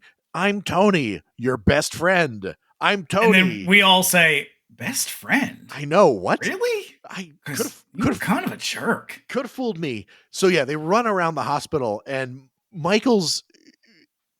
his means of exit is literally leaping headfirst through a window, which is amazing because for someone who cannot see, is banging around the halls and doesn't even know what floor he's on. That seems real risky. Yep. Also, how did he know where the window was? Expertly executed as well. Because he gets away, and he runs home, and just as he's coming back into his room, his mother comes in and sees him like standing on the. This is they're all gonna laugh at you level of excitement in this moment. Because he's standing. So the thing is like, this is much bigger than, like, if you think of like a window in your room, you're probably seeing this is like if a bay window could open. It's a massive window. Like, it's a humongous window that he opens like a door and can walk out of. So like, he's coming in, and her reaction like a hay baling door. her reaction is like, no, don't do it. Like, thinking he's gonna jump out. But again, she's at a fucking 10. And he's just like, I'm not going to kill myself. She's like, you have so much to live for. It's so fucking weird. Because she's like, oh, thank God he's not suicidal. But then he's like, I keep having these visions and Tony's murdering all these people. So like, he goes from suicidal to crazy again. Yeah. Also, the aw shucks boyishness of this character is gone at this point. It does not come back. This is probably the last scene of it, because he like throws himself at his mother, and he's like, oh, Mom, I'm so scared. Are you? You just fucking hurled yourself out a window. Yeah. So hearing Michael's story, she does the only thing that a mother probably could think of in this moment. She calls a doctor. Well, I'll tell you what she does. She does what Nancy Thompson's mother does in this moment. Yes, that's right. She calls a doctor. The doctor shoots him up with a heavy sedative. Well, I'll tell you, he's not that resistant to it. Nope. He. But I mean, if someone said to me, "Look, I'm going to inject you with something. I'm not really going to tell you what it is, but you will sleep so well for like the next 10 hours," I would be like, "Great." It could be fucking floor cleaner. I don't care, as long as I get to just take a few hours to myself. Yep. Yeah. And so now his dad shows up, and this is exactly what she wanted earlier. She wanted this guy to like come around, see your son. But now that the guy is here, she's like, what the fuck are you doing here? We don't need you. And my note says, why does this obviously Mexican man have such a pronounced New Jersey accent? Yep. Because it's the same guy who's doing the cop. Yep. And the dad is like, he's kind of like Tom Atkins looking, but like less rugged and more finance. Yeah. And it's kind of like, why are you even in this movie? What is this scene? So the dad. But again, I think this is the fight that was it Ronnie Blakely and John Saxon have in Nightmare. Right, because again, in Nightmare, Nancy's mom is a drunk. Yep. But like, there's a fucking. And they are divorced, and they have that moment where she like yells at him. Yeah. Jesus Christ. Yeah. The thing is Nancy's mom is drinking away her guilt at murdering a person. Yes. This is just a woman. Nancy's mom is also a dangerous alcoholic who is trying to get her daughter murdered.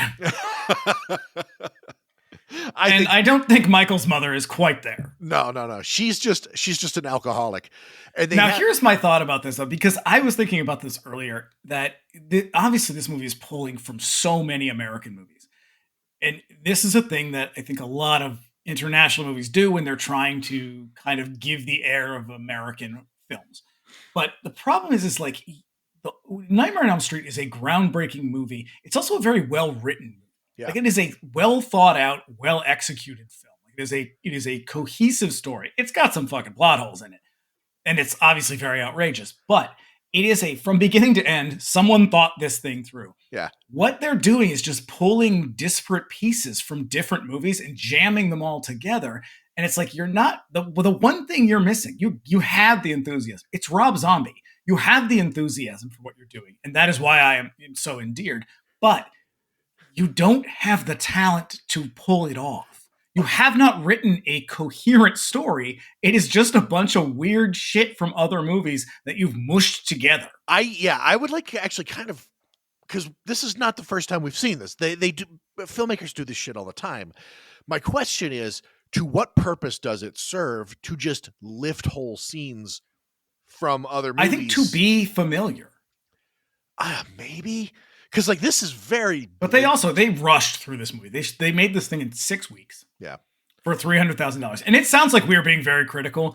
I fucking love this movie. I think it is so good. That's the thing. And this is better than 80% of the horror movies I've ever seen. I find myself explaining that a lot. Like when I talk about movies, and when we do them on this show, it sounds like we're ragging on them or just dunking on these movies from start to finish. But the thing is like we love these movies genuinely. Like this movie was made with love for the genre. This is why I say I will always watch any piece of shit that Rob Zombie puts out, because I have never seen a good one. I think he's a terrible writer. He's a decent director, terrible film writer there.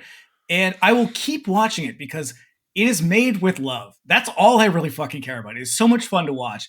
And there is so much garbage out there that gets the praise heaped upon it that it does not deserve. Yeah.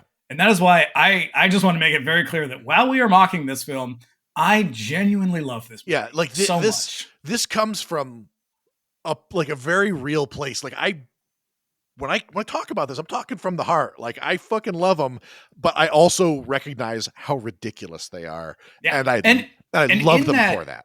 In that interview that I was watching with Ruben Galindo, you get the feeling that he kind of gets it too. Like he makes some comments about like there's some comedy. Like we tried to like have some lighthearted moments, like just to have a little fun with it. And he was like, but I also know that there is some unintentional comedy. I was like, some. Okay. Yeah. So you get the feeling like he also kind of gets like, it's a little silly. We were young. We didn't really know what we were doing. We had no fucking money and we were rushing through it. So there probably did not take a lot of time to write a very good script. Yeah.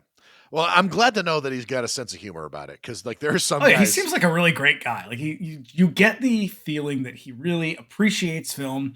He loves his own movies. He loves that people love his movies. He's so happy that people have found it. There's like video market really kind of found a new audience. So, it's not like when you watch some of this shit and you're like, I love this movie, and your heart is a little bit broken when the director's just kind of like, I don't know, I don't really remember it. Like we were just trying to make a fucking movie, whatever. Right. Like I recently saw the Troll 2 documentary, and the one part about it that I think everybody who's seen it really kind of remembers is Claudio Fragasso seems positively insulted at the notion that the people like the movie for all the wrong reasons. Which is wild, because if you do not watch that movie as with a sense of humor, it is absolute dog shit. It makes no fucking sense. It is dumb as shit.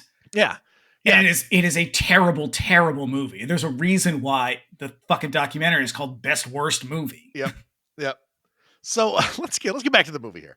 So sorry, that was just my aside, because I don't want it to seem as though we do not think that this is a quality product. Yeah, no, this is a movie that I very sincerely recommend to people. I think everybody should watch it. It's wonderful. It fills me with joy watching it. Like I watched it and it is only going to get better. Yeah.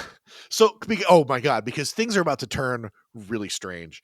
While Michael's parents are fighting, an unseen invader like gets into his room, and again, it's more like POV stuff. And the implication here is evil Tony has found him, but no, it turns out to be John with a shotgun who intends to kidnap Michael.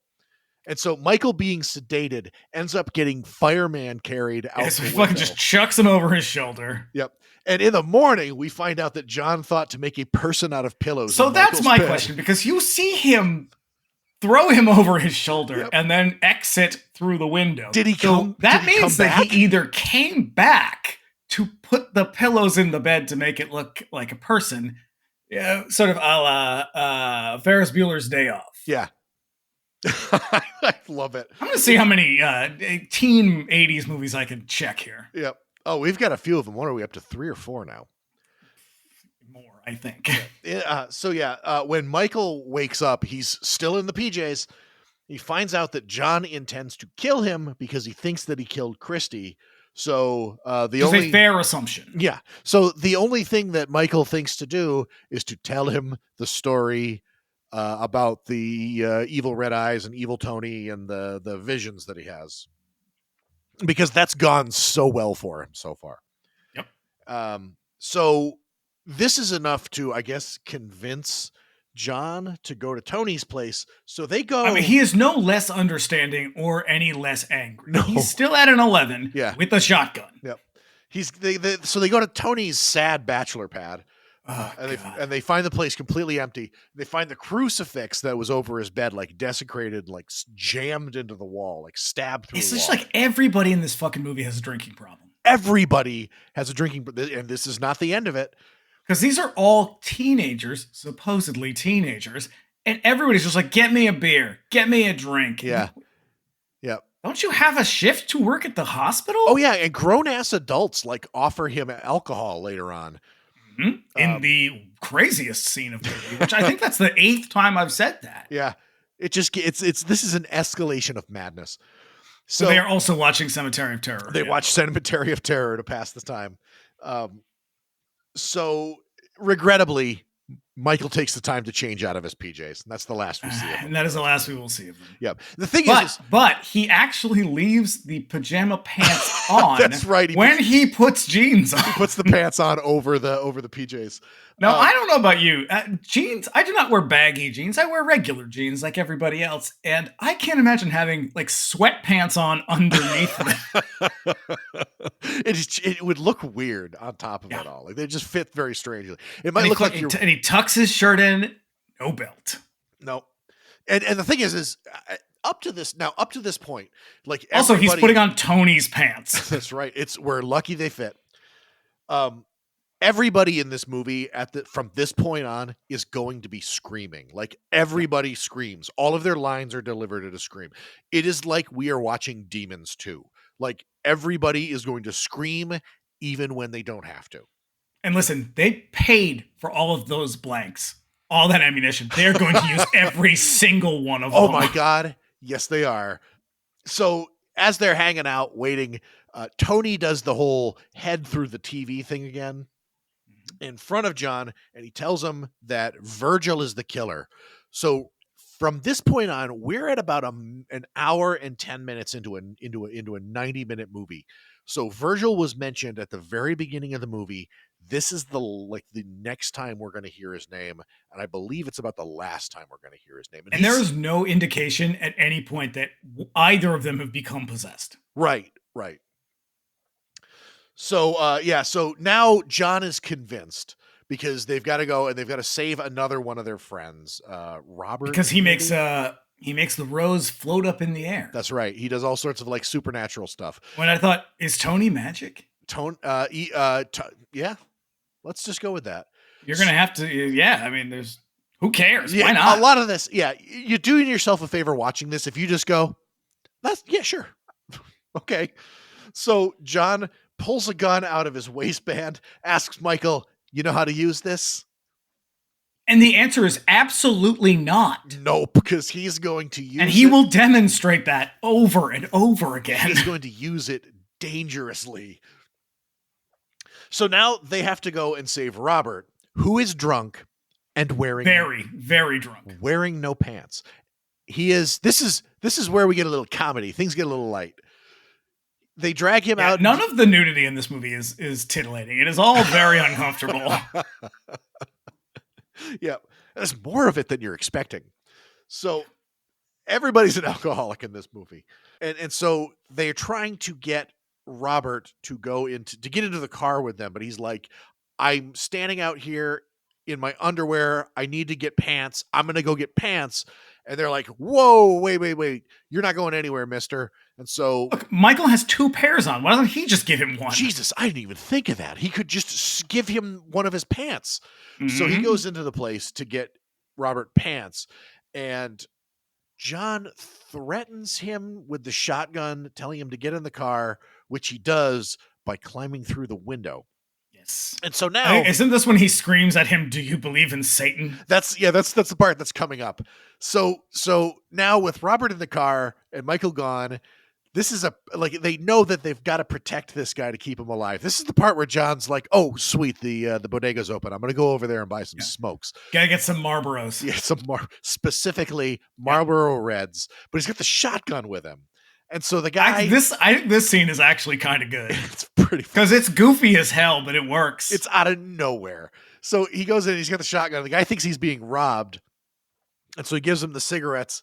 But at no point does John realize that that's what's going on. It's just, even though he is holding a giant gun, and he's just like, "Oh, hey, thanks, man. Thanks for giving me these for free." Yep. So in his absence, Robert kind of wakes up, and Evil Tony is like stalking around the car, and he reaches in with a knife and he cuts his throat. And so, now in what is the worst special effects I have ever seen. It's one of the lamer ones in the Screaming Mad George was not there for reshoots. So yeah, he gets him, and then he just sort of like collapses into the back seat. Now here's the thing about Evil Tony. He's kind of invisible.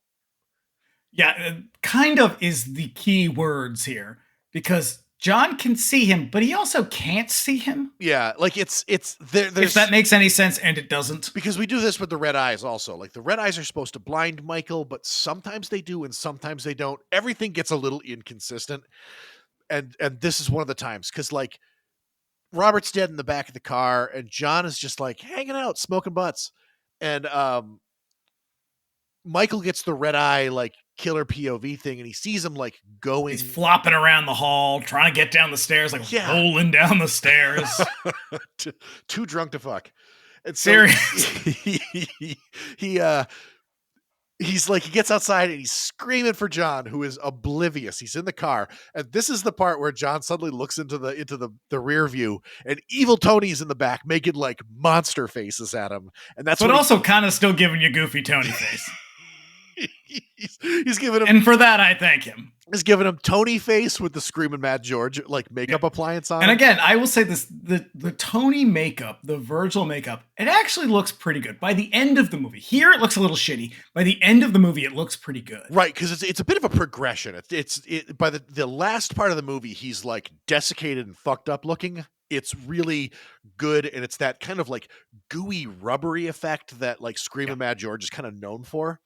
But yeah, like he's got like the sunken eyes and they're all fucked up, and he yells, "Do you believe in Satan?" I laughed out loud. I have seen this movie so many goddamn times. Line. It's the funniest line in the movie. And at that part, like John gets out and he's like prancing around the car looking for invisible Evil Tony, and like Michael is just like standing off to the side, like telling him like, "Be careful," which is a really strange thing to say.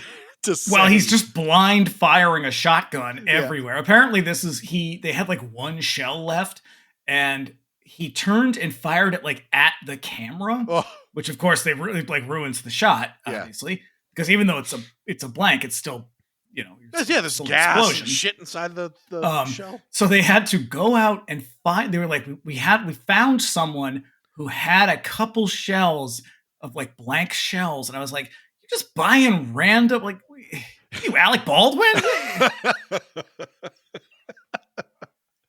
Yep. Jesus, this is like kamikaze filmmaking." Yeah, just doing it like on the fly.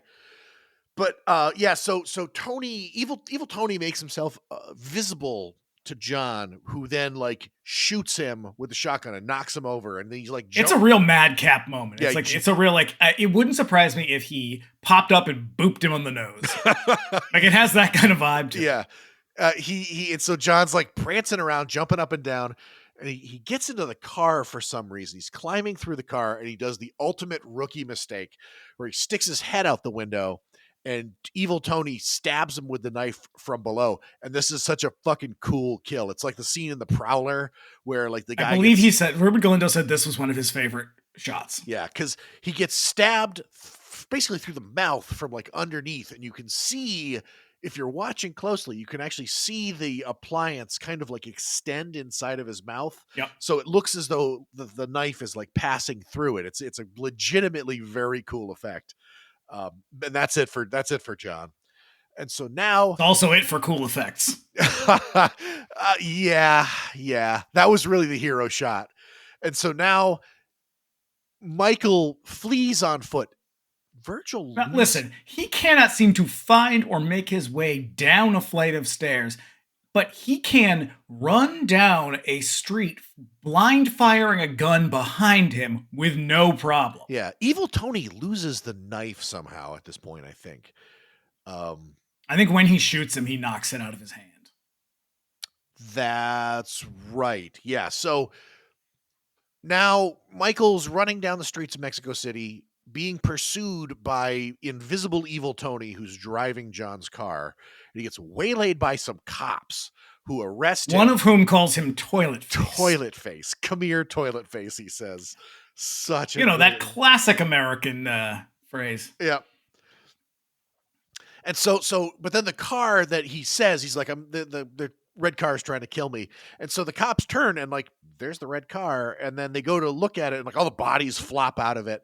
And in this time, Michael again flees. And as he's running, he's being like haunted by visions of his dead friends with like the evil Tony's knife like stuck in their head and shit. But we also get a little. But it's like a real kind of gauzy montage of like everybody like, oh, why have you killed me, Michael? It's that kind of thing. Yeah. But it's also set to and everyone looks like the little girl from Night of the Living Dead. Yeah. They got the blacked out eyes and shit. Yeah. It's set to a fucking awesome synthy song that we're gonna hear again later on. I absolutely love it. So Michael flees to Alex's house while she's having dinner with some foreign dignitaries. This is insane. Her father is the Monopoly guy. Yeah. Fucking twirly, curly mustache and all. Yep. And he's wearing the tuxedo. And they've got like this dude from Mexico, presumably, who invites Michael. We'll call him Senator. Yes. Who invites Michael to have dinner with them. Now, Michael, it should be said at this point, Michael is ranting and raving. He Sweaty. has a gun in his hand. He is soaked in sweat, and his shirt is stained. Yep. And he looks like he's about to pass out. He's like pale, and he looks like he's dying. Yep. And what do? You offer him some wine. Yes. Yeah. So in the middle of dinner. Well, you seem like a troubled young man holding a gun. Would you like a drink? Let's calm those nerves. Yeah. So Michael gets the red eyes again. And he sees like basically POV of evil Tony like coming up on Alex's house. So he whips out the gun and he just starts shooting this thing all over the place. Yeah, blind firing all around the room. Yep. And then he pulls a Patty Hearst and he kidnaps Alex for some reason. In an old-timey Rolls Royce. Yes. And he's like, you got to come with me. I'll explain later, which is like... It's like Daddy Warbucks' fucking car from Annie. It is. Yeah. And she was probably going to be attacked by evil Tony next. It's really, really not clear. This all seems very random. But yeah, they get into a fancy, like just ragtop car with the top down. They drive out until they just kind of stop. And I think actually they stop at the place where John was killed, and they have to find the knife. And she says, how will I know it? He says, it's got demon marks on it. What the fuck does that mean? I know, but at the same time, like if I found the knife, I'd be like, oh, demon marks. Demon marks. There it is. Yeah. And Wasn't lying. Yep. So they're looking around all over the ground, and Evil Tony is now like casually resting his body on the on this. Yeah, Evil Tony's he's at this point he's got a real kind of like the leprechaun vibe to him. Yep. And so but this is when I was like, okay, Evil Tony actually looks pretty cool now. Yeah, because we get some close-ups of him, and the makeup's really good. And so they find the knife and they flee to some sort of warehouse for basically what is the final showdown with Tony. And so, you might remember it from the end of Nightmare on Elm Street.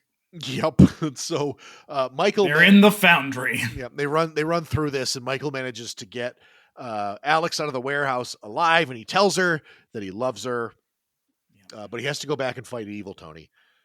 But now, like, shit's flying all over the place, like psychokinetic type stuff, like ghosts are throwing shit at him. Gives you the impression that there are PAs like just out of frame. Yeah, just fucking chucking crates at him, gleefully throwing garbage at him. It's so fucking funny. And so Michael finally faces Evil Tony down, and he gets this idea to trap him under some heavy shit, but he's got to like maneuver him into position so he can drop it on him. And then he does, and it works. Evil Tony is trapped, but he fakes him out by like making him think that not Evil Tony is back. And then as Michael gets closer, he uses his mind to like lift him up in the air. Yeah. Yeah. And Michael, of course, is doing the touch your temples thing. He's got the red eyes. And then Alex comes in with the world's most ineffective cop, who he's been kind of floating around throughout this movie in scenes that I just have not really thought to mention because they're meaningless and they don't go anywhere. And he also calls Alex baby. Yeah. Yeah. So which is really weird. What ends up happening is Alex gets the knife and she stabs Evil Tony with it, and it causes Michael to fall to his death.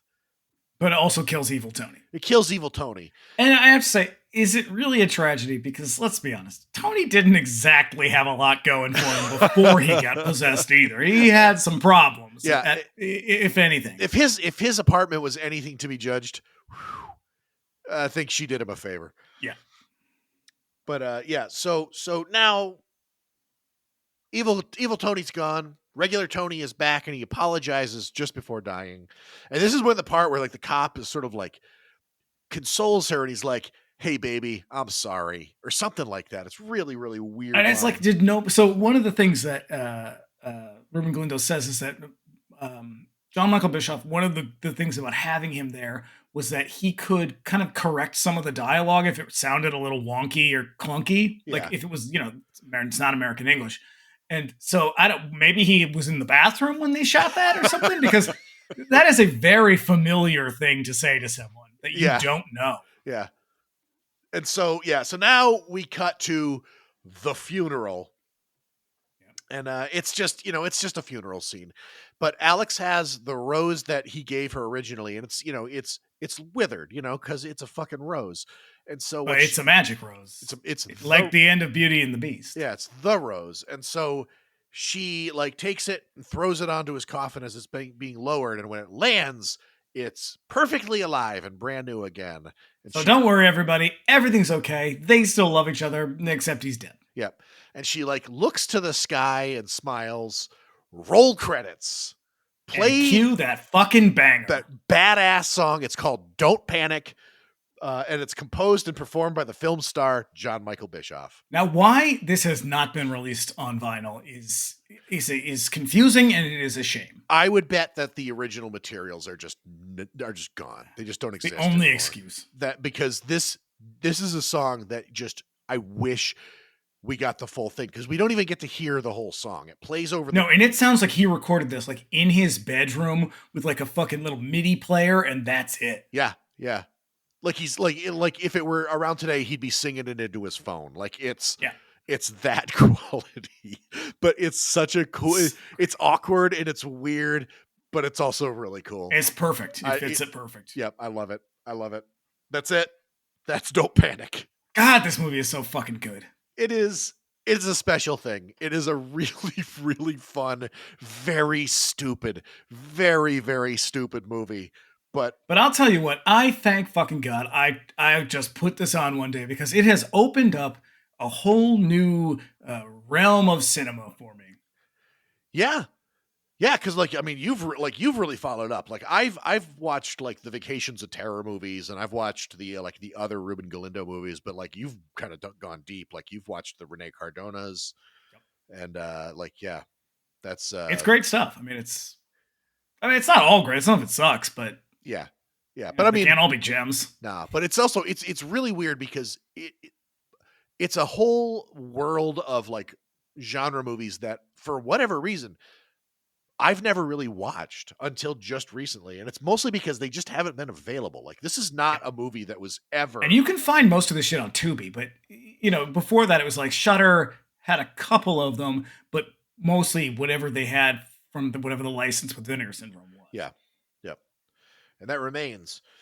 I have tried to sort of track down some of the other movies that John Michael Bischoff is in because he acts in a couple more where he's the lead. He directed an action movie that I can't remember the name of. You look it up fairly easily. This stuff is not available anywhere. And it's probably not in English anyways. And my Spanish is not good. So I don't know. I would love to see it. I have a lot of fun with this. Thank God it was made. God bless you, Ruben Galindo Jr. And God bless you, Vinegar Syndrome, for bringing us this shit. Yep. So what's next?